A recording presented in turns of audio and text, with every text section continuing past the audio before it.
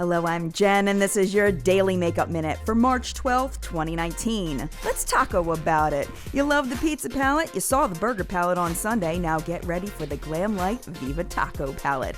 It's the first part of the Viva Mexico collection that will drop on Cinco de Mayo and includes savor shades called carne asada, pico de gallo, and of course, guacamole, among others. Nikita Dragun's Dragun Beauty has announced their first two products, the Dragon Fire Skin Perfecting Potion, said to be good for all skin tones, to conceal and correct darkness and discoloration, $25. Dragon Heart Transformation Face Powder for a glowy, brightened look, $35. Or get both for $55, housed in a purple dragon egg. Feeling extra glam? Opt for the Iced Out Dragon Egg Transformation Kit. The same products as the previous kit, but your dragon egg will shine with nearly 1,000 hand-applied Aurora Borealis crystals for $105. Finally, Christen Dominique's matte collab will be launching at Nordstrom today with lipstick and lip gloss. That's it for now. We'll see you here same time tomorrow. Don't forget our full-length weekly newscast, What's Up in Makeup, every Sunday morning on YouTube.